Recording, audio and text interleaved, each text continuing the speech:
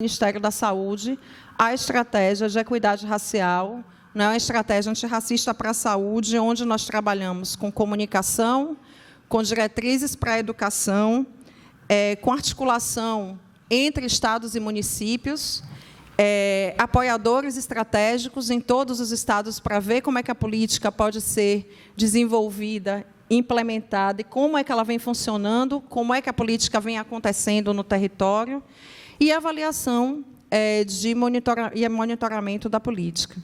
Então, a gente sabe que ainda são muitos os desafios. Tem quanto tempo? 2 minutos? 3 minutos.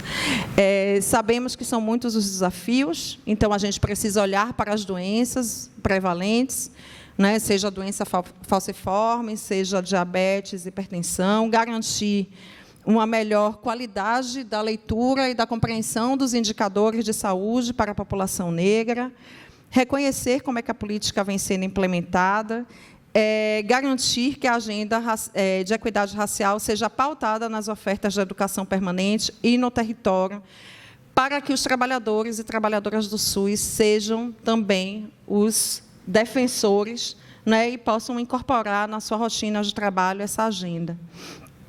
Para finalizar, mesmo agora, eu lembrei de Conceição Evaristo, na verdade, ela sempre está aqui no meu horizonte, nas minhas leituras, e que eu fico pensando, diante de tanta dor, a gente não quer naturalizar a dor aqui, mas ela fala da necessidade de...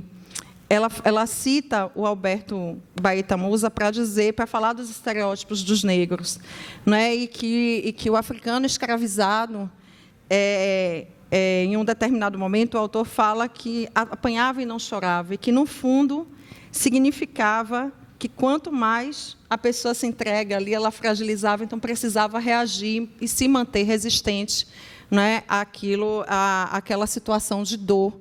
Não é? E que esse é um ponto fundamental, assim, que ela coloca como central para seguir presente na luta. E então é preciso ter né, a gente precisa fazer o exercício da esperança. E eu lembrei também, eu quero finalizar agora dizendo que essa minha fala eu queria deixar aqui como um registro de dedicação a uma mulher, enfermeira, exemplo de luta pela saúde pública, que se chama Dona Ivone Lara. E, em uma música de Dona Ivone Lara, ela diz: em cada canto uma esperança, cada tristeza um desejo de ser feliz e ter na vida um carinho em um momento sem pensar no sofrimento. Né? E Dona Ivone Lara, ela foi invisibilizada na saúde, ela foi uma grande referência para que pudesse ser... para que pudesse implantar a relação entre arte e saúde, e, ao mesmo tempo, foi invisibilizada. Então, todo o nosso reconhecimento também é uma forma de luta para que a gente consiga desenvolver uma estratégia que seja plena de enfrentamento ao racismo. Muito obrigada pela escuta de vocês e pela oportunidade de estar aqui fazendo esse debate tão importante.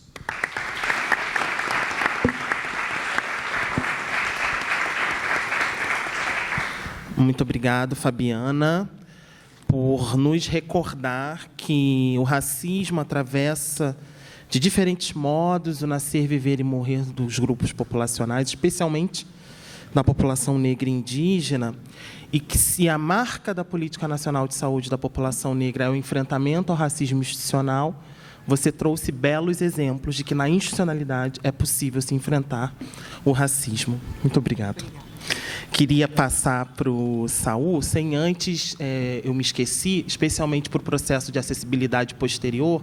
Eu sou um homem negro, de pele preta, tenho dreads abaixo do ombro e visto uma bata branca. Saul, bem-vindo mais uma vez. Muito obrigado. Buenos días para todos y todas. Voy a hablar en español lo más despacio que pueda. Por lo tanto, le pido a Richard que tenga en cuenta para que me dé unos 2 o 3 minutos más para tratar de que me puedan entender, porque mi portuñol es bastante deficiente. Quiero, en primer lugar, agradecer a los organizadores del Congreso por haber tenido en cuenta este tema dentro de las mesas en el Congreso, dada la importancia que tiene, de la que hablaremos más adelante. Y expreso mi satisfacción por estar aquí en la mesa con Richard, con Andrea y con Fabiana, cuyas presentaciones realmente me enriquecen mucho. Tengo solo una preocupación grande, y es que me llama la atención que han referido el racismo exclusivamente a la población negra, pero por lo menos en mi país hay más indígenas que negros. Por lo tanto, el racismo se ve en una forma más amplia, mucho más teniendo mucho más en cuenta a la población indígena. Y ayer que intervino un indígena en el Congreso, reclamó mucho eso, la falta de presencia y de reconocimiento también de los indígenas. No es excluir a los negros o a la población rom, a los gitanos, sino pensar el racismo en sus distintas modalidades en nuestros países. Y si bien, como muy bien dijo Andrea, en América Latina hay 150 millones de negros y 25 de indígenas, pero como digo, esa proporción es diferente en los distintos países. Quiero llamar la atención sobre la importancia de este tema por 3 razones. En primer lugar, por el incremento actual del racismo bajo muy diferentes formas en muchos países a nivel mundial, porque no podemos tampoco pensar solo en América Latina. El problema del racismo hoy a nivel mundial es muy fuerte y uno diría que se está recrudeciendo.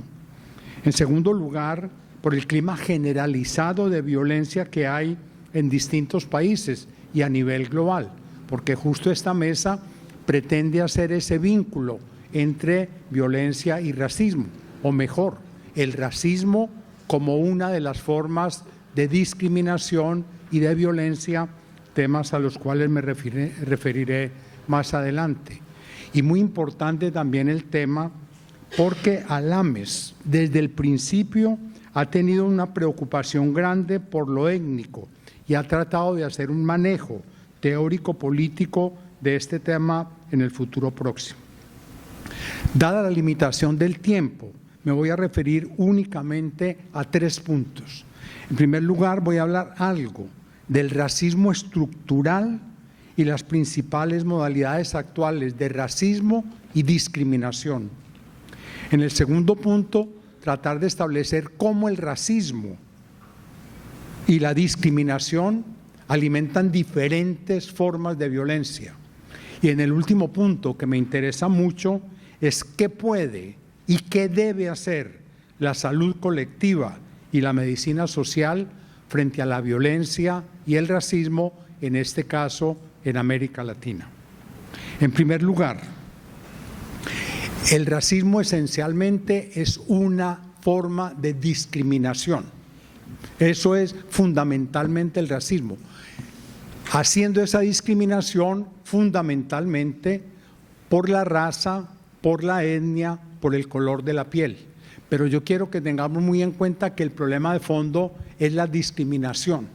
Y la discriminación implica que alguien se considere superior a otro, que tiene por lo tanto derecho a tener un tratamiento mejor que los demás, pero además a poder maltratar a los que considera diferentes, y en este caso la diferencia como una desigualdad. Y por lo tanto hay discriminaciones, como todos sabemos, de muchas otras formas. La discriminación por clase social, por género, por nación o por ideología. Estas inequidades implican un sentido de superioridad ya no solo individual, sino también grupal, de grupo étnico frente a los otros, y que, como digo, lleva a subvalorar, a marginar, a negar los derechos y las oportunidades y eventualmente a la persecución y eliminación de los demás grupos. Y muy importante señalar que la discriminación y el racismo implica un estigma social. Y el estigma es una marca, un señalamiento negativo, peyorativo, que abre las puertas, como digo, a la posibilidad del maltrato de la violencia y eventualmente de la desaparición. ¿Qué es el racismo estructural? Me parece importante que reflexionemos aquí sobre eso. Entiendo que el racismo estructural es aquel que está enraizado en las creencias más profundas, en el ordenamiento legal, en las instituciones, en la vida cotidiana, en las pautas y prácticas sociales, en el lenguaje popular, en los chistes. ¿Cómo se dice chiste en portugués? Piado. Correcto. Y en las redes sociales, que para este caso generalmente son redes antisociales para este tema que nos ocupa. El racismo estructural perdura en el tiempo e inclusive, que es muy importante, trasciende las clases sociales, porque también el racismo estructural no solo está en la clase alta, está en las clases medias y está en la propia clase baja, porque inclusive entre este sector hay formas muy graves de racismo. Les cuento que yo fui parte de la Comisión de la Verdad en Colombia y ahí, estudiando la violencia en Colombia, entendimos la gravedad del problema del racismo en Colombia y del racismo y de sus modalidades como una de las razones fundamentales de las distintas violencias que vive en Colombia, incluyendo aún la violencia actual de la confrontación armada que se da. Tan importante encontramos este tema que uno de los volúmenes del informe final fue exclusivamente sobre el problema del racismo, que se llama Resistir no es aguantar. Y en ese volumen hacemos un estudio, en mi opinión, muy detallado de toda la trayectoria de este racismo estructural. Ahí hablamos de inequidad racial estructural, que desconoció los derechos a la tierra, a la ciudadanía plena de estas comunidades, todas ellas, las étnicas, las afro y también el pueblo rom, con exclusión social y con despojo. Y les quiero contar que en mi país, hasta mitad del siglo pasado, hubo una forma de discriminación tan grave, la llamaban guaiviadas. Traten de aprenderse esta palabra. Guaiviadas, ¿en qué consistían? En una cacería de indígenas. Así como se cazan animales, salían a cazar indígenas y lo hacían con respaldo legal o por lo menos de las autoridades civiles y militares. Y murieron muchos indígenas, muchos afro en esta modalidad, sobre todo población indígena en esta cacería en la Orinoquía colombiana. Y en el juicio que se hizo en una ocasión a uno de los responsables de estas guaiviadas, el juez le preguntó: ¿no cree que matar indios sea un delito? El acusado respondió: yo no creí que fuera delito, yo no creí que era malo, ya que son indios. El juez le contrainterrogó: ¿qué le enseñaron a usted en la escuela sobre el indio? Y él respondió: pues allí los catalogaban como animales salvajes. Es exactamente este de animales salvajes el mismo calificativo que ustedes saben o actualmente han utilizado miembros del gobierno de Israel para referirse al pueblo palestino. Es la negación abierta del carácter humano y, por tanto, de la dignidad humana y los derechos del otro. Y por su parte, esta modalidad de cacería que se daba ya en Colombia se repite hoy en los Estados Unidos, ya no contra los indígenas, sino contra los migrantes, otro grupo de población especialmente marginada en este momento.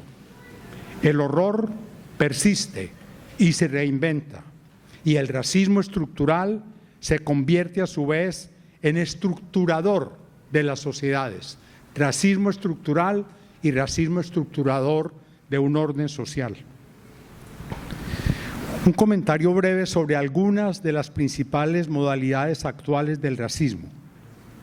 Si bien hay que reconocer que ha habido logros importantes en la lucha contra el racismo en los distintos continentes, persiste el racismo estructural y resurge el nazismo en algunos países de Europa y se agudizan otras formas de discriminación. De estas, quiero llamar la atención sobre dos: la xenofobia y la estigmatización a los migrantes. ¿Me están entendiendo? Sí. ¿Sí? Bueno. La xenofobia, que en algunos casos trata de justificarse con argumentos económicos, de competencia por el empleo y por gastos en seguridad social, es fundamentalmente una expresión negativa del nacionalismo y un prejuicio, desprecio, descalificación y odio a quien tiene una nacionalidad diferente. Siendo distintos el racismo y la xenofobia, la xenofobia tiene con frecuencia elementos racistas y se da tanto entre países distantes como entre la población de países vecinos. Se viene incrementando en especial en Europa y en América del Norte, pero se registra también en países que, como Sudáfrica y Namibia, tratan de superar el racismo conocido como apartheid. Pero, dado el notable incremento de las migraciones a nivel global y principalmente por motivos económicos y de conflictividad sociopolítica, una de las modalidades de discriminación más generalizada en la actualidad sea la que se ejerce contra los migrantes. Se estima que en la actualidad hay más de 300 millones de migrantes en el mundo, lo que equivale aproximadamente al 4% de la población mundial. Estas cifras indican que la magnitud del problema se ha duplicado desde finales del siglo pasado hasta ahora. Pero lo más grave no ha sido el aumento cuantitativo, sino las narrativas e imaginarios que se han ido creando sobre los migrantes, llegando a identificarlos como un peligro, una amenaza y, en palabras del presidente Trump, como delincuentes. Identificar migrante con delincuente es un estigma que abre obviamente la puerta a la persecución, a la deportación o eventualmente a la desaparición y el asesinato. Esta progresiva descalificación y discriminación se ha convertido en un estigma y se traduce en rechazo, ataques, negación de identidad y los demás elementos que ya señalé. Quiero referirme ahora muy brevemente a cómo el racismo y la discriminación alimentan diferentes formas de violencia. Creo que estemos de acuerdo en que la violencia es una forma de ejercer presión mediante la fuerza a otro u otros para tratar de imponer un interés o una propiedad o un poder. Yo quiero dejar aquí claro que en el fondo la violencia es un problema de poder y es un intento de imponer un poder, de suplantar un poder, de reemplazar un poder. Pero no podemos considerar la violencia solo como una cuestión de relaciones interpersonales. En el fondo, la violencia es un problema de poder. Inclusive en las distintas modalidades de violencia, desde la violencia conyugal hasta la guerra, pasando por las distintas violencias de género y las distintas formas ya de homicidio, de feminicidio en este caso, de desaparición forzada, de reclutamiento para las guerras, etcétera, etcétera. La discriminación instala una relación desigual, un desequilibrio entre la posesión de poder y dominación de quien la ejerce, por las razones que ya hemos dicho, y quien la padece. Y quien la padece también en ocasiones responde en forma violenta, lo que se ha llamado la violencia reactiva, que es lo que ha pasado, por ejemplo, en las colonias. Acordémonos muy bien de la cuestión de los países africanos frente a los países poderosos de Europa, en especial la situación de Francia, Bélgica, etcétera. La historia de nuestros países, desde la conquista, los periodos coloniales, las guerras de independencia y la vida republicana, está cruzado por lo que en la Comisión de la Verdad de Colombia llamamos un continuum de violencia. O sea, ha sido una violencia que traspasa las distintas épocas de nuestra historia reciente. Desde Canadá hasta Brasil, Argentina y Chile, pasando por Centroamérica y los países andinos, la relación con los pueblos étnicos ha sido violenta, con picos de tal intensidad que muchos de estos pueblos fueron totalmente arrasados y extinguidos. Realmente un genocidio. Como ya Richard me condenó a terminar, entonces voy a tratar de cortar. Saúde coletiva. Ele quer falar da saúde coletiva. Recorriendo ayer 50 de los 912 postes que están expuestos aquí en el Congreso, encontré uno que habla de la relación de la violencia armada en Brasil con la cuestión racial. Y oigan esta cifra que me impactó. El 83% de las víctimas de muerte violenta en 2023 en Brasil son de color negro o pardo, lo que implica una marca clarísima, una violencia racial, ¿no? 83% de los homicidios de 2023 en Brasil, población negra o parda. Y entonces termino en estos 4 minutos que me faltan por señalar algo de los que considero lo que puede y debe hacer la salud colectiva frente al racismo y las violencias. Primero hay que reconocer que se han hecho cosas, que ha habido solidaridad con los pueblos étnicos desde el principio. A mí nunca se me olvida que en 1980, en el Congreso de Medicina Social en Medellín, había una delegación de Australia y una de las mociones del Congreso fue el respaldo a los indígenas australianos en su lucha de varios siglos por su tierra, su territorio y su cultura. De manera que aquí hay una historia por detrás. Pero si bien hemos hecho algo, creo que hay 4 campos en concreto en los que la salud colectiva, medicina social, puede hacer aportes importantes frente al problema de las violencias racistas. En primer lugar, impulsar el cambio cultural y la interculturalidad. Realmente esto es un problema con hondas raíces en el plano cultural, trascendido también por el poder. Y entonces creo que desde el trabajo investigativo, desde la docencia, desde la participación al lado de organizaciones y movimientos sociales, la corriente de salud colectiva, medicina social, puede y debe contribuir a replantear las bases culturales en las que echan raíces la discriminación y las violencias raciales. La sustentación de la igual dignidad humana, para mí es el núcleo de la respuesta contra esto, que nos reconozcamos con igual dignidad humana independiente de la etnia, del color de la piel, de las profesiones y las actividades culturales y de todas las demás variantes que establecen diferencias que se convierten en desigualdad. Y no sobra advertir que estos cambios culturales los debemos también hacer en nosotros mismos, porque nosotros, por lo menos yo reconozco, a lo mejor ustedes no, yo reconozco que uno tiene muchos elementos racistas y se le sale a veces el racismo, porque es un racismo estructural del que no estamos exentos. Y yo quiero invitar aquí a que con la mano en el corazón veamos si realmente debemos trabajar por un cambio cultural que trascienda estos condicionamientos de clase, de raza, de etnia y tratar de superar todas estas manifestaciones que se ven actualmente.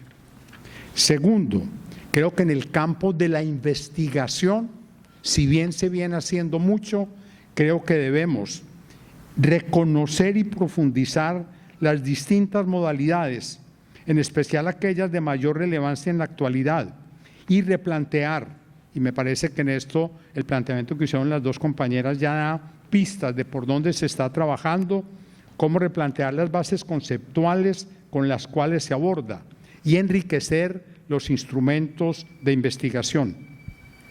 El carácter estructural y el continuum de estas violencias en distintos contextos, la xenofobia, las migraciones y las respuestas a ellas, son algunos de los temas que hoy vemos para esta agenda investigativa en el futuro próximo. Y conceptual y metodológicamente conviene poner a prueba la riqueza del enfoque crítico, histórico, territorial y el carácter transformador que siempre debemos procurar en nuestras investigaciones. Tercero, es muy conveniente y podemos y debemos actuar en el campo de la formulación y propuesta de políticas públicas que doten al Estado, a las instituciones y a la sociedad de criterios, procedimientos, instrumentos y recursos, como los que ya señalaron mis dos compañeras de mesa, Andrea y Fabiana, se pueden implementar. Y finalmente, creo que no es solo una cuestión intelectual o investigativa o discursiva.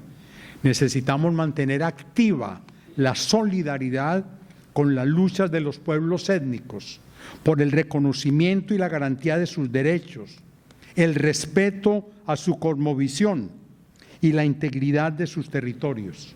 Igualmente, establecer vínculos y apoyar organizaciones y movimientos en contra de la xenofobia y por soluciones adecuadas y en condiciones de dignidad para los migrantes y otros grupos discriminados. Muchas gracias.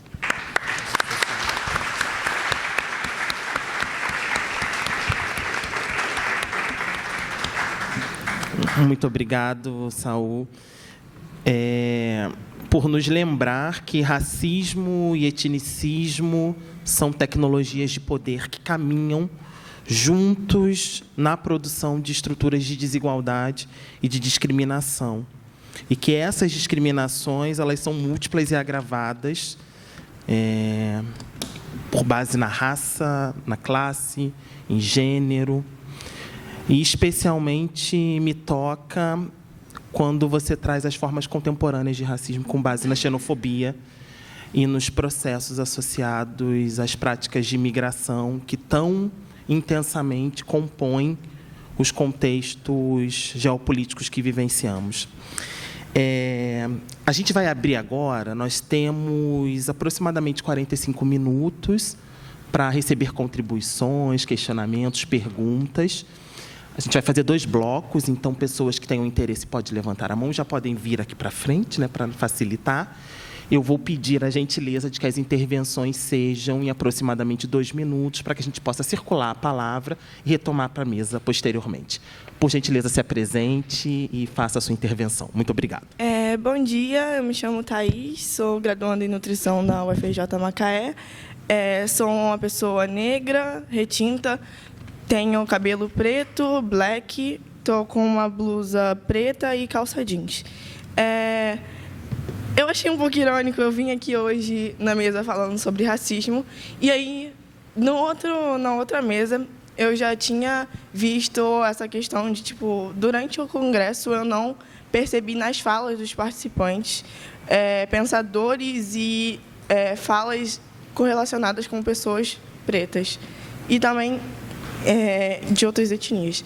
E aí, eu vim nessa mesa acreditando que eu, pelo menos, veria uma pessoa retinta e eu vi um mediador, só que, de toda forma, as pessoas que estavam trazendo as suas contribuições, nenhuma delas eram retintas e pretas. E aí, quando ela fala sobre essa questão de falar sobre o racismo, intitular os dados como um dado racista, e quando a gente vai na instituição e tenta colocar dessa forma os nossos trabalhos são rejeitados, eu queria entender como que você acredita que a gente possa Não sei explicar. É tentar trazer, sem ser discriminado dessa forma, e trazer esse trabalho à tona para que ele seja discutido. Claro. Me chamo Beatriz Blackman, sou uma mulher negra. Estou usando um turbante branco, cobrindo todo o cabelo, uma blusa branca e calça jeans e uso óculos. Sou nutricionista, sou lá de Brasília, estou no mestrado junto com a professora Deise Rocha, em saúde coletiva, na UNB. E minha fala é cumprimentar toda a mesa e minha fala é direcionada para a Andréia. Ontem a gente trocou algumas palavras e um dos artigos que a gente está tentando escrever, eu e a Deise, é sobre os dados de insegurança alimentar. No DF, a gente tem essa legislação que já traz essa obrigatoriedade dentro da saúde, mas isso não se expande para as outras áreas. Então, quando eu trago esses dados e vou analisar em segurança alimentar e nutricional, a gente teve a última pesquisa de SAN, de segurança alimentar e nutricional no DF, que traz os dados interseccionados, então os gráficos estão lá, mulheres negras, mulheres brancas, homens brancos, com uma diferença de 30 pontos percentuais, Só que, quando a gente vai para as recomendações, eles justificam falando que não foi estatisticamente relevante no quadro das diferenças e, por isso, não vão comentar. E as recomendações ficam todas nas questões econômicas, como a gente já vem discutindo e trazendo isso. Sim, a questão da classe é importante, mas raça informa classe por conta do nosso processo histórico. Então, queria comentar sobre isso, e como a gente consegue ampliar essa legislação para melhorar a qualidade desses dados nas outras áreas. Porque é isso, a gente tem as mulheres negras nos piores índices de fome no nosso país, e aí, quando a gente vai buscar os dados de quem está cozinhando pelas políticas públicas, nas políticas de alimentação e nutrição, a gente não tem. A gente não tem quesito raça cor para saber quem são as trabalhadoras que estão promovendo a segurança alimentar do país inteiro, mas que, nos nossos dados, estão passando fome. Então, a gente não consegue trazer essa contradição tão nítida dentro da alimentação e nutrição. Então, queria um pouco desses comentários e como a gente consegue ampliar essa qualidade desses dados para as outras áreas. Obrigada.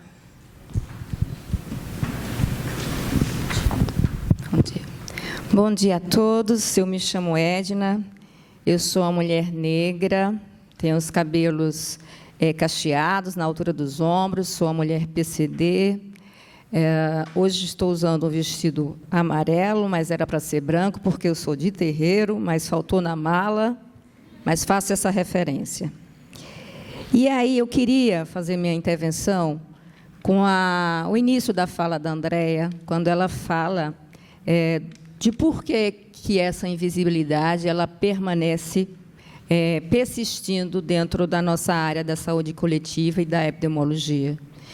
E que a gente é atravessado por uma construção histórica que a Lélia Gonzalez fala do racismo por denegação. Ele está na construção subjetiva das pessoas desse país. Toda vez que você vê um branco falando que não é racista, ele está negando que ele seja, ou está afirmando que ele é, porque é o racismo por denegação. Nós passamos uma moção hoje, porque identificamos em vários momentos e mesas o atravessamento do racismo nas discussões que foram trazidas e os referenciais teóricos.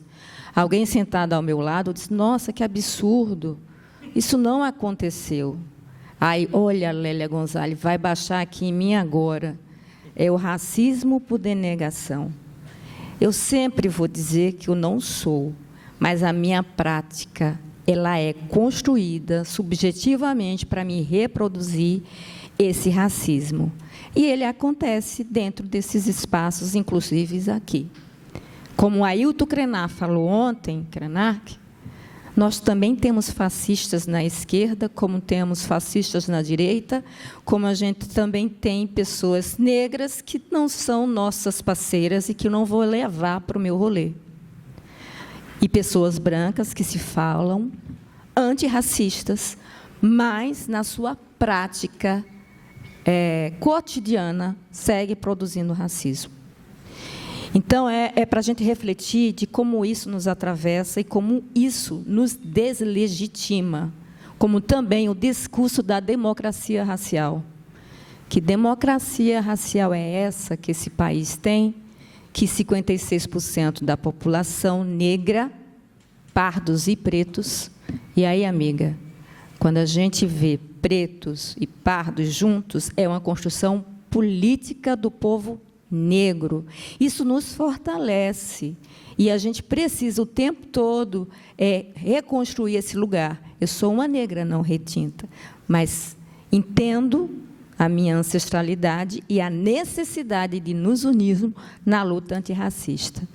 Porque, se unidos não formos, desunidos jamais conseguiremos. E aí, eu queria só terminar minha intervenção, porque eu sou professora, mas eu queria ser cantora. E ontem o Krenak nos chamou para cantar. E eu fui dormir pensando nisso. E aí eu trouxe para partilhar com vocês o Canto das Três Raças, que é um hino nosso, dos movimentos sociais. Em todas as místicas nossas, essa música entoa. E ela fala assim: ninguém ouviu um soluçar de dor no canto do Brasil. Um lamento triste sempre ecoou, desde que o índio guerreiro foi para o cativeiro e de lá cantou. Negretou o canto de revolta pelos ares, no quilombo dos Palmares, onde se refugiou. Fora lutas dos inconfidentes, pelas quebras dos correntes, nada adiantou. E de paz em guerra, de guerra em paz, todo o povo dessa terra, quando pode cantar, cantar de dor. Oh, oh, oh, oh, oh,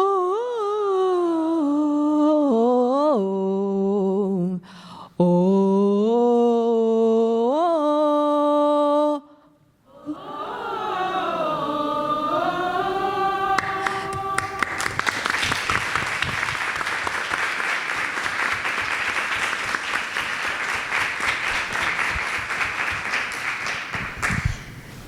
Buenas tardes, buenos días. Para describirme, estoy usando pantalones de luna, una blusa azul, tengo pelo corto, piel morena. Soy originalmente de Guatemala, pero he vivido la mitad de mi vida en los Estados Unidos. Y en otros lugares tenemos problemas muy serios con el asunto de discriminación. Con respecto a planteamientos de cosas prácticas, ¿no?, que necesitamos hacer, un par de cosas en las que he tenido un poco de participación. Una es en insistir los modelos de educación que se están utilizando en las escuelas públicas, en donde cuando hablamos de indígenas, de comunidad negra, de comunidades inmigrantes, cómo se describen y cuál es la información que se está incluyendo ahí, ¿verdad? Y qué oportunidad tienen los niños y los jóvenes de analizar críticamente lo que se les está diciendo. Porque mi experiencia cuando estudié en Guatemala fue aceptar lo que se decía, lo que decía el profesor. Antes de seguir, quiero disculparme por no referirme a lo que se mencionó anteriormente. Desafortunadamente, no entendí la mayor parte de la presentación en portugués, así es que me disculpo y agradezco a las compañeras anteriores que dejaron su corazón aquí y desafortunadamente no puedo hacer referencia. La otra de las cosas es entrenamiento en el área laboral, ¿verdad? Porque nosotros estamos día a día en contacto directo con las personas que están siendo más afectadas por estos problemas. Estas son formas de intervención directa que nosotros en las que podemos insistir. La otra de las cosas es identificar dentro de nuestras instituciones qué políticas, procesos y protocolos están haciendo difícil la participación de la gente. De qué manera cerramos las puertas y prohibimos la movilización social de las personas. Una de ellas, por ejemplo, es insistir que las personas tengan cierto nivel de educación para poder obtener ciertos trabajos cuando tienen mucha experiencia de vida que no necesariamente reconocemos, ¿verdad? Bueno, eso es prácticamente algunas de las cosas que se me ocurren en las que yo he tenido alguna participación. Gracias.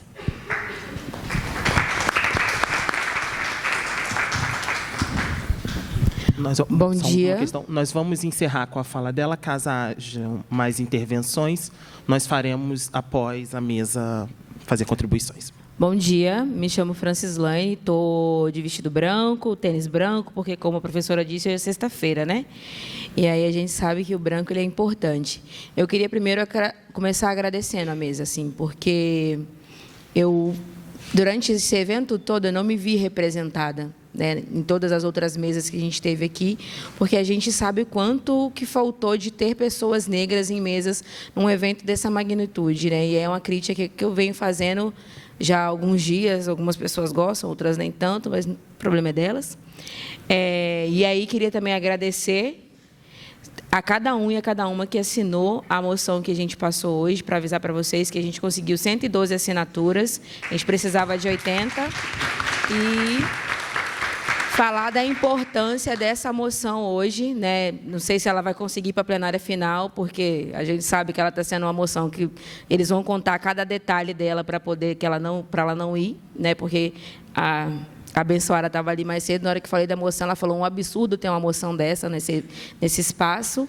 Mas é isso, essa mesa ela representa tudo aquilo que eu venho criticando nos outros dias, né? Da importância de ter representatividade numa mesa dessas pessoas negras, porque a gente sabe o quanto a gente precisa falar de nós para nós e nos vermos representados nos espaços. E quando isso não acontece, não tem por que existir isso aqui.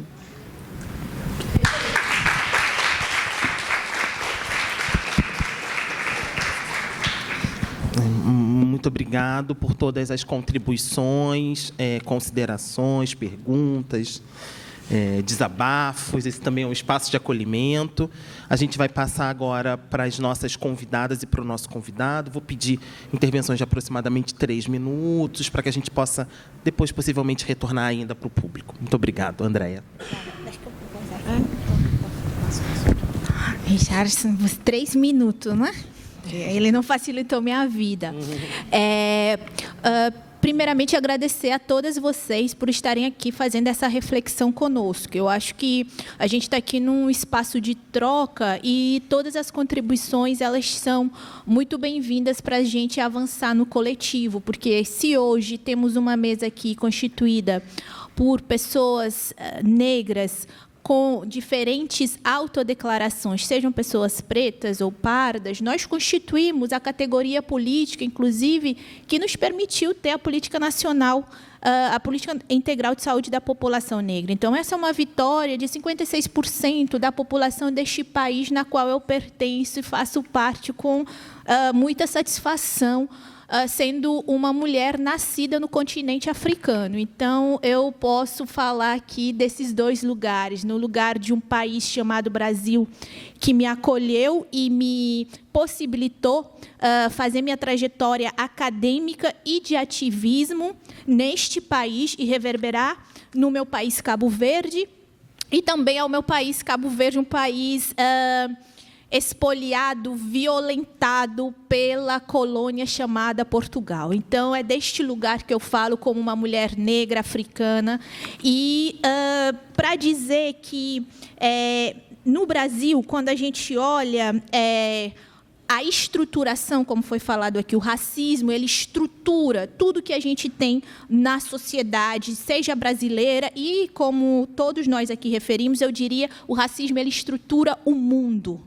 Então, quando nós nos referimos ao Sul global, essa ideia, ela é uma ideia que foi estruturada pelo racismo neste sentido. O racismo, ele nos diz quem é humanos, quem pode acessar educação, que conhecimento é validado, e ele usa diferentes formas, né, de subjugação, como a violência. Então, é disso que a gente está nos referindo aqui hoje. Então, quando a gente fala sobre peitar uma revista científica para poder publicar um artigo que seja coerente com a nossa perspectiva, significa também não nos dobrarmos aquilo que o capitalismo ele coloca, e ele é parte dessa estrutura, né? Porque a gente escreve projeto científico, recebe financiamento, e eu ainda tenho que pagar para publicar um conhecimento que eu produzi com a sociedade civil, com a participação e o engajamento social,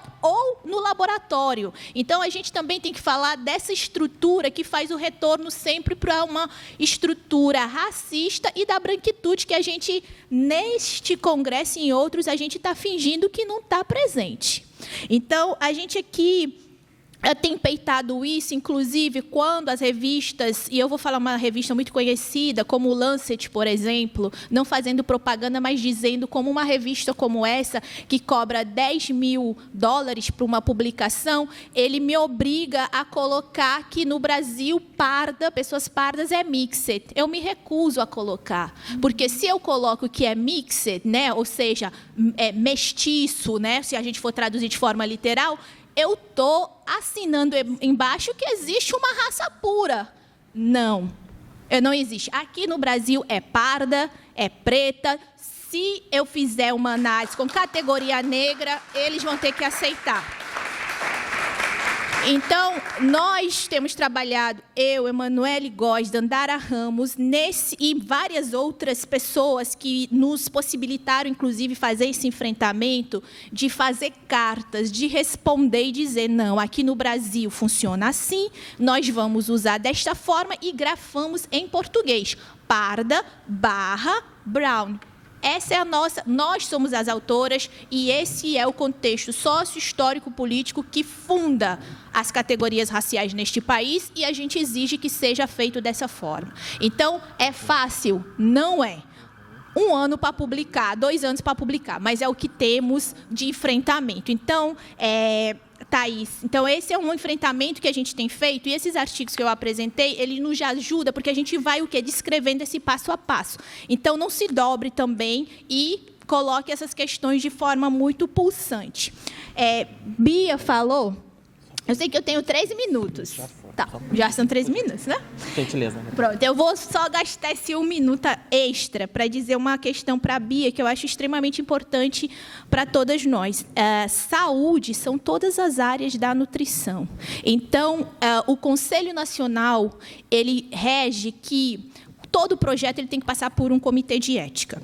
E um dos tópicos, né, fundamentais do comitê de ética, que é regido por uma legislação nacional, diz que todas as pesquisas precisam coletar o quesito raça-cor neste país.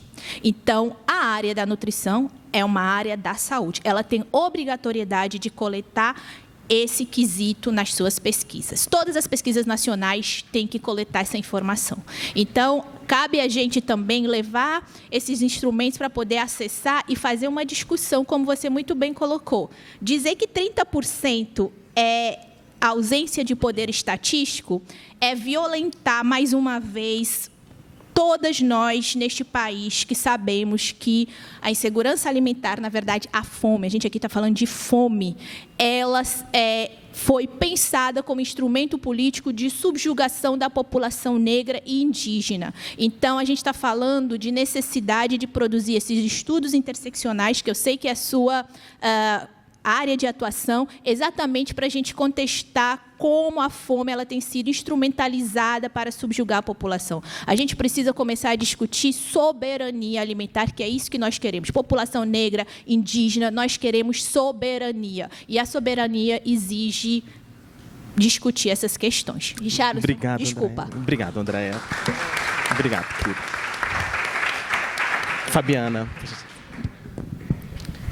Também me somo aqui a Andréa para agradecer pelas colocações aqui de todas as colegas, porque a gente vê o quanto é necessário que a gente tenha espaços como esse para seguirmos legitimando a agenda, né, de discussão sobre o racismo. E aí eu vou também tomar como um ponto aqui que a Andréa colocou, que foi sobre dados.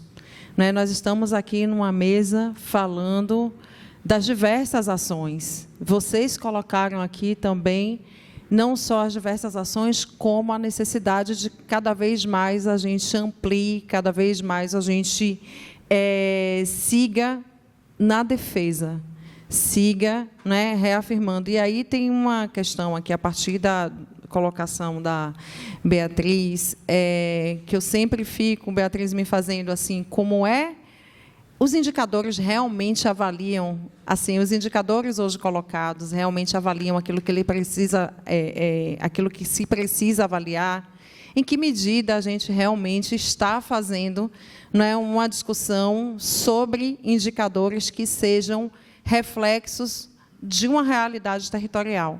Então, quando você traz essa questão da fome, assim, você traz a segurança alimentar, nós estamos falando da fome, nós estamos falando de uma maioria negra que passa fome nesse país. Né? Eu fiquei pensando aqui, por exemplo, na agenda de população em situação de rua e na própria agenda que a gente desenvolve lá no programa de alimentação, saúde e cultura, que temos aqui representante do grupo, aqui o André. Como é que a gente realmente faz com que a agenda das interseccionalidades sejam avaliadas não só na pesquisa, mas em todas as ações que nós temos desenvolvido. Né? Então, assim, muitas vezes, a gente, não sei se foi a Fran que colocou, a Edila também aqui, como é que a gente realmente faz com que essa construção ela seja legítima e concatenada, conectada com uma realidade. Então, hoje aqui nós estamos discutindo o racismo, a Fran falou aqui da moção, né? Então, assim, como é que cada vez mais a gente, a partir dos diversos espaços, a gente constrói uma agenda que ela seja, de fato, né, promotora de saúde da população negra. Então, seja pelos indicadores, seja pelas ações de educação, seja, né, pelas ações no território. Então, eu vejo que aqui é um espaço, sim, de afirmação, né, daquilo que a gente está fazendo, é um espaço de que cada vez mais a gente também faça crítica, né, para saber como é que a gente fortalece o campo e a discussão sobre racismo dentro da saúde coletiva. Então, assim, não teve nenhuma... Foi só um comentário geral, mas agradecendo por essa possibilidade de diálogo e que a gente siga fortalecendo esses espaços de diálogo para que as ações elas sejam efetivas e respondam às necessidades que nós colocamos aqui. Obrigada. Muito obrigado, Fabiana. Saúl. Muchas gracias por la riqueza de las participaciones y lo sugestivas. Hago 3 breves comentarios y un énfasis. El primer comentario, comparto lo que decía la compañera guatemalteca de la importancia del proceso educativo, pero yo diría que no solo desde la escuela ni solo en la educación pública. Yo creo que esto tiene que ver desde las guarderías, las creches, desde ahí, o sea, desde la casa, porque yo diría que casi que chupamos el racismo, ¿no? Necesitamos hacer un cambio cultural desde el principio, casi que desde los genes iniciales, y que eso crezca en todo el proceso educativo de los colegios, las universidades, los pregrados, los posgrados, los postdoctorados. Se necesita, esto tiene que ser así como hay un continuum de violencia, debe haber un continuum de transformación cultural, y no solo en la escuela pública, en la privada, porque es que muchas veces ahí es donde están los núcleos más fuertes o los que tienen un interés mayor de mantener un modelo racista. El segundo comentario tiene que ver con la cuestión de perdón.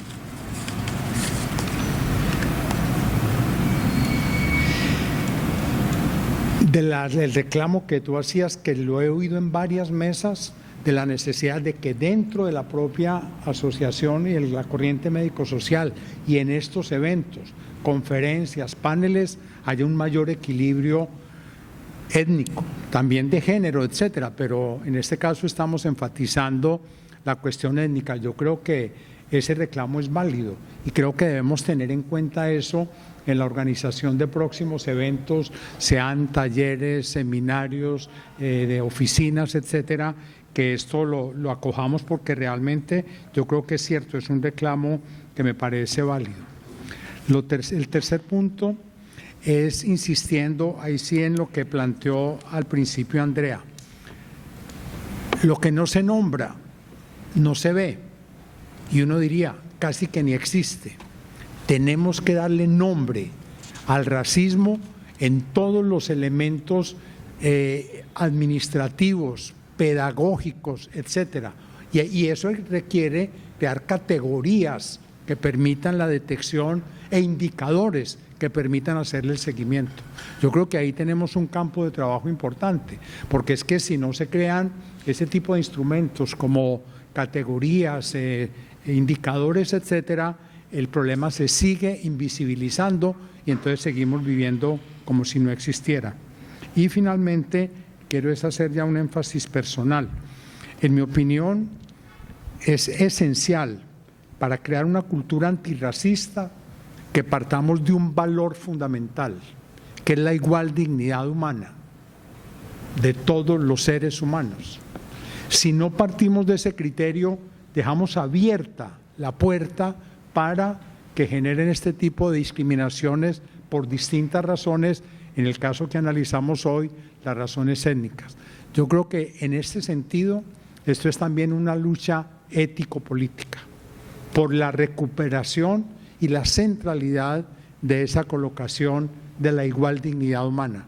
Si uno no tiene eso integrado a su ADN, esa conciencia de la igual dignidad humana, uno está permanentemente o expuesto o cayendo en actitudes discriminatorias. E insisto, en este caso, las discriminaciones racistas. Gracias.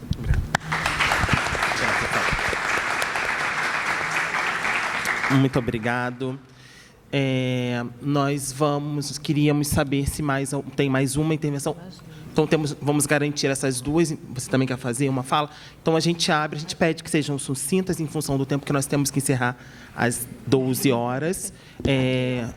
Intervenções de, no máximo, 2 minutos. Então, no máximo, 1 minuto e meio para a gente garantir as 4 falas. Por gentileza. Muito obrigado. Bom dia a todos. Eu me chamo Maria Luísa, sou uma mulher negra, de cabelos afros, volumosos, tenho 1,50 m e estou vestindo um macacão verde musgo. A minha intervenção, na verdade, é mais uma proposta de reflexão. Quando a gente pensa em violência, eu sou aluna de medicina do último período da Universidade Federal do Rio de Janeiro e eu estudo violência armada no Rio de Janeiro há cerca de 2 anos. E quando a gente pensa em violência armada, a gente pensa muito em homicídio, a gente pensa muito na violência direta. E recentemente, a gente desenvolveu uma pesquisa falando sobre o impacto da saúde, o impacto da violência armada na saúde, em uma comunidade aqui de Madureira, do Complexo da Serrinha, e em um período de 1 ano, por conta de violências armadas, incursões policiais ou até mesmo disputas territoriais, a clínica da família em questão ficou fechada por vários dias, para não colocar em risco nem os pacientes e nem os trabalhadores. E quando a gente foi olhar as agendas, a agenda médica, a agenda da enfermeira, a agenda dos fisioterapeutas que trabalham na clínica, isso totalizou mais de 2.000 pacientes sem acesso ao serviço de saúde nessas datas que a clínica ficou fechada, representando 60% da capacidade de atendimento de 1 mês da clínica. E aí, a minha proposta é uma proposta de reflexão para vocês, para além de quando a gente vai pensar em violência, na violência física direta, a violência, como que ela se manifesta na saúde dessa população, para além do ataque direto. Essa população é uma população que não consegue comparecer às consultas, essa população é uma população que não vai conseguir ir para aquela vaga que estava esperando há muito tempo naquele especialista Y, porque o seu território está em situação de agravo, enfim, é isso. Muito obrigado.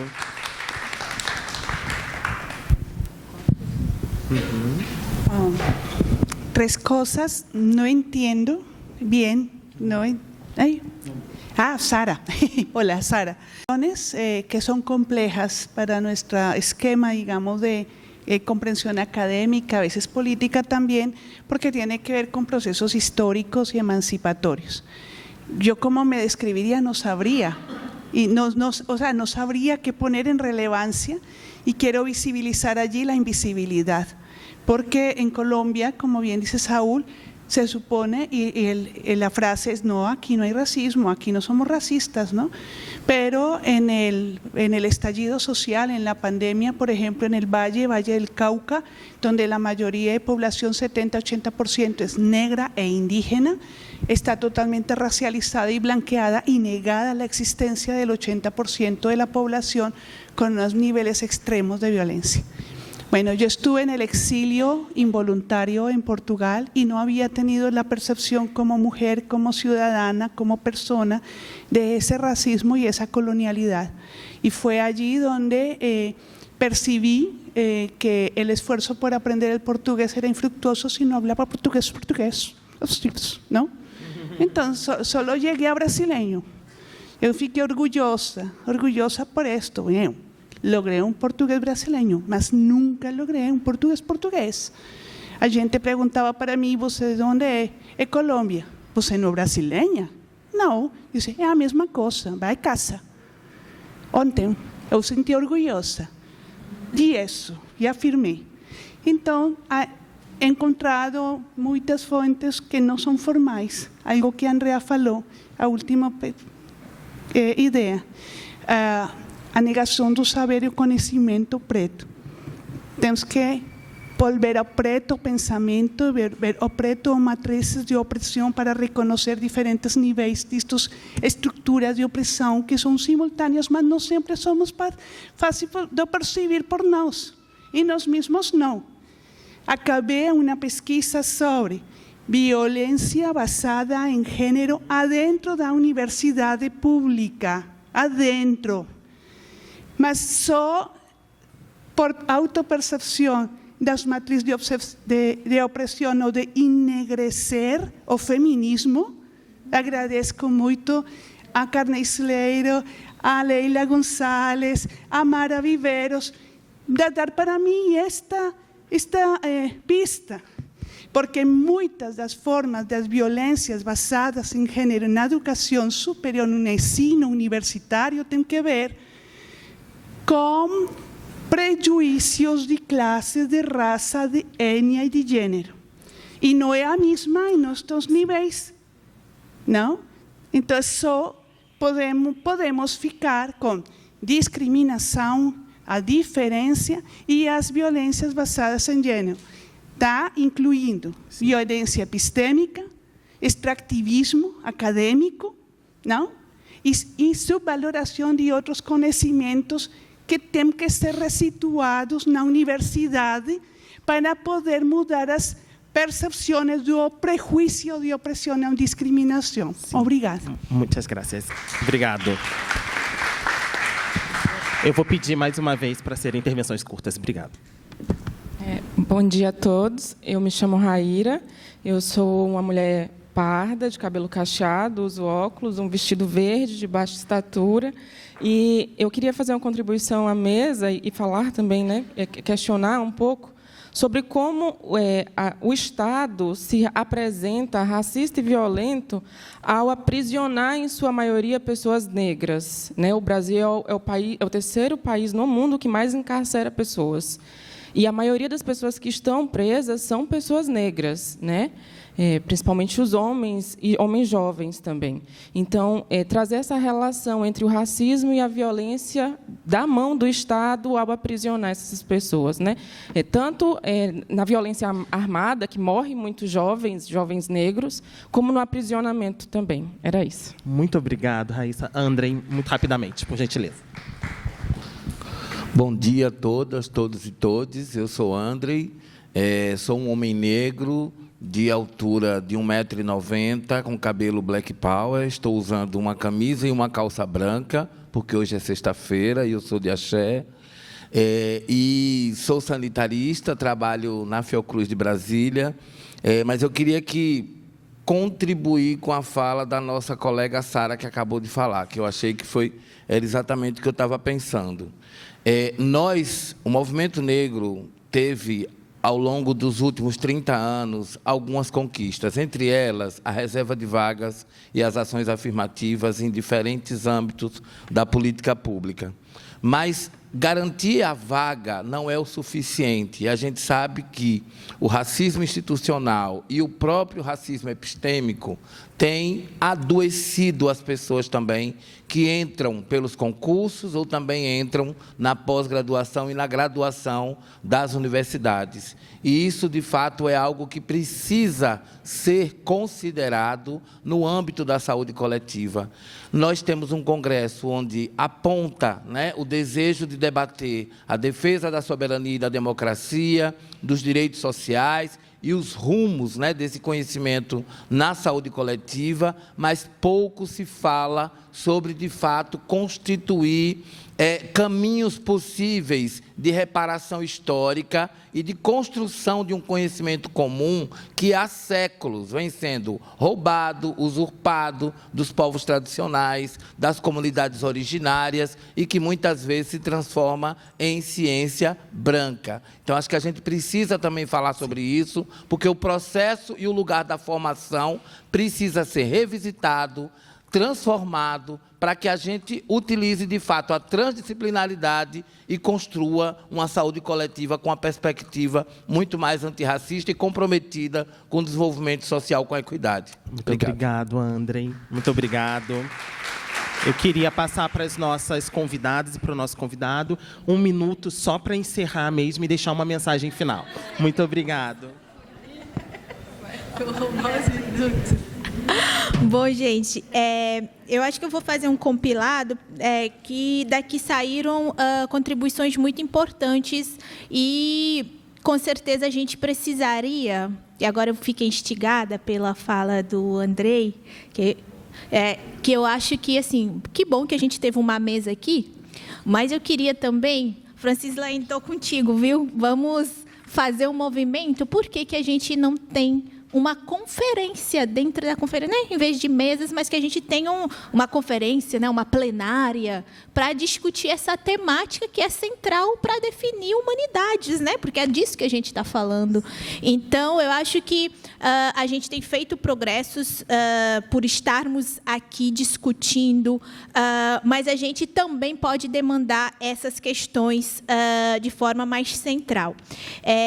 Eu acho que o racismo, enquanto formador de humanidades, ela vai ficar atravessada, e é atravessada, por todas essas questões que nossas colegas aqui presentes trouxeram, desde o encarceramento, desde a violência armada, que se reflete em outros efeitos na saúde indiretos, por exemplo, saúde mental. Então, nossa colega... Peraí que eu vou falar seu nome.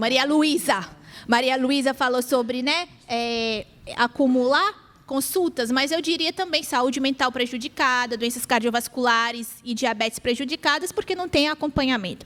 Então, para fechar, eu diria que... eu estou dando trabalho para ele, mas, para fechar, eu diria que a gente precisa voltar para discutir racismo e suas manifestações como determinação estrutural de vida. E minha mensagem final é essa, e agradeço as minhas companheiras e meus companheiros. Obrigado, e a todos vocês também. Obrigado, Andréia. Fabiana. A gente fica aqui nessa tarefa de fazer síntese, mas também aqui fazendo coro com a Andréia, é preciso persistir. É preciso persistir em cada uma das ações que a gente realiza, em cada construção coletiva, porque o que a gente observa é a falta, muitas vezes, de continuidade, inclusive da sustentação de uma política pública, como, por exemplo, a Política Nacional de Saúde da População Negra. E tem uma questão, tem uma questão quando a gente fala da violência, de que é o reconhecimento de que nós, né, estamos enfrentando uma situação em que a violência e que são situações de vítimas de violência de Estado, né? Assim, a gente enfrenta o tempo inteiro a violência de Estado e de como isso não pode ser nem naturalizado, nem normalizado. Não é só fechar, né? Assim, a gente fala do fechamento do posto e a gente não pode normalizar, a gente precisa realmente debater e construir. E essa é uma questão que faz parte, né, da própria, não é só sobre discussão sobre racismo, a gente está falando aqui, gente, de ação, seja no território, seja na unidade básica, seja no hospital, seja na educação, né, mas de que cada vez mais a gente tenha esse conglomerado na pesquisa, né, então, assim, de como é que a gente realmente possa ter um conjunto de ações em que cada espaço a gente faça valer a discussão sobre as interseccionalidades e a discussão sobre o racismo, porque é assim que a gente vai conseguir enfrentar as diversas violências vivenciadas, né, como a gente colocou aqui. Eu quero agradecer demais a oportunidade e as colocações de vocês, porque fica como um porvir, né, num processo de construção em nossos espaços, né, em cada um dos espaços que nós ocupamos. Muito obrigada. Muito obrigado, Fabiana. Saul. No, solo resaltar el papel del Estado.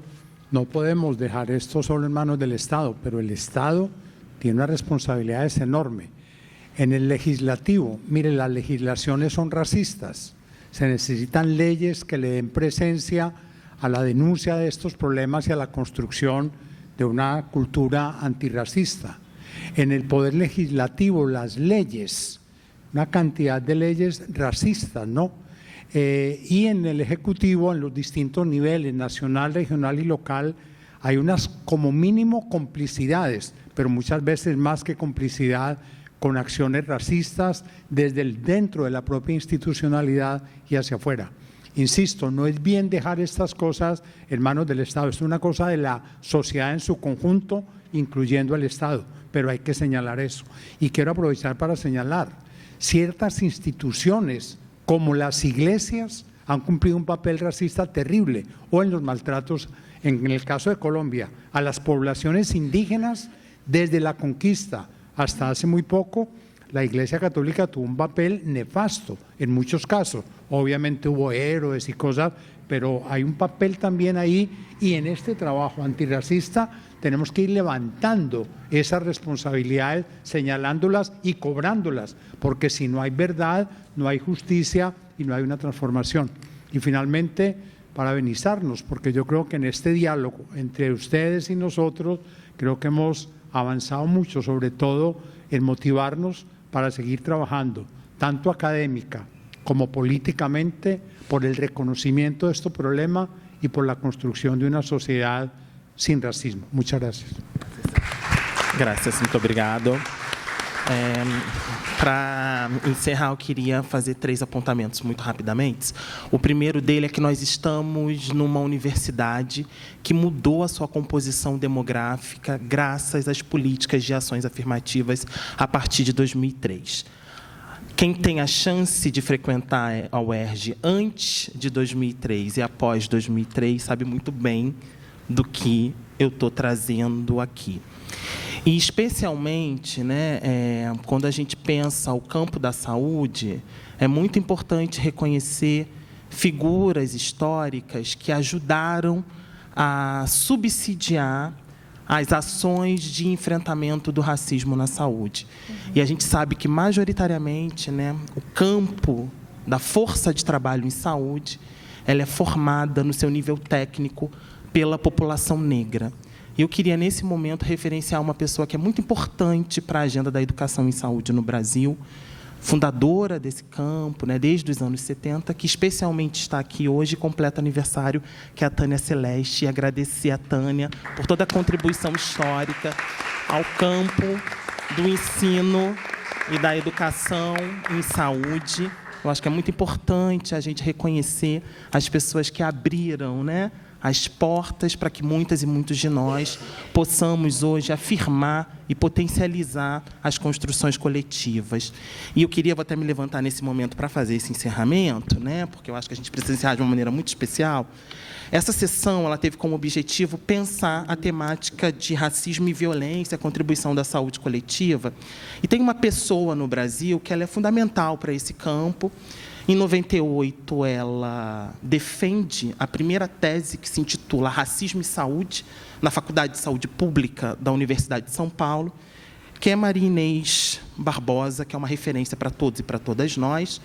Além de tudo, a Maria Inês, né, além de uma intelectual respeitadíssima no campo, Maria Inês foi vice-ministra de Promoção de Igualdade Racial do Brasil, funcionária do Sistema ONU no Brasil, uma referência, professora universitária e uma pessoa fundamental para que hoje nós tenhamos esse campo subsidiado que nos permite estar aqui, que é o campo de estudos de incidência política em saúde da população negra. E Maria Inês nos ensina com muita veemência que racismo faz mal à saúde e com racismo não há democracia. E Maria Inês foi vítima de uma violência pública na última semana, e a gente queria, de forma muito carinhosa, encerrar essa sessão dedicando esse momento para a nossa querida Maria Inês Barbosa, uma referência para todos e para todas nós, e dizer, Maria Inês, receba essa salva de palmas como uma contribuição histórica por todo o seu movimento em prol do enfrentamento do racismo na saúde. Muito, muito, muito, muito, muito obrigado, muito obrigado por nos ensinar que racismo faz mal à saúde, com racismo não há democracia e que a gente precisa ocupar os espaços de poder para conseguir aprofundar as defesas democráticas de um Brasil plural, diverso e um Brasil livre de racismo. Então, muito obrigada a cada uma e a cada um de vocês. Foi uma alegria passar uma parte da nossa manhã juntos e juntas. Pessoal, alguém pode me dizer onde está a lista de presença? E quem não assinou, assinar, por favor. A lista está aqui embaixo. É da organização. Muito obrigado. Estão todos preenchidos, ele está preenchendo. Que é o centro de integração. Conheço já estive muito lá. A gente está fazendo alguns pequenos vídeos, coisas de 1 minuto, e a ideia é, para um pouco mais amplo, que não está aqui necessariamente, falar, resumir a mesa, no caso de vocês, assim, sobre a questão da determinação racial da saúde, outro tema. Eu poderia gravar com vocês 3 uma pessoa fala, quem vocês escolherem, mas com vocês? Para a rede social do site? Então, calma. Posso falar, então? Eu ia passar para uma das meninas. Mas eu estou trabalhando na equidade de gênero. Eu ia passar para uma das meninas. Eu ia sugerir assim, somente aí. Vocês ficam com apagadinho, toda a gente Obrigado. Desculpa.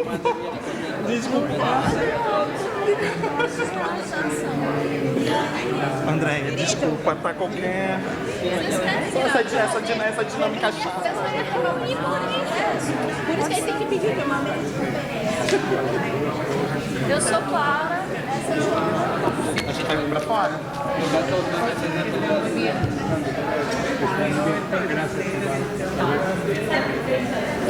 Fabiana?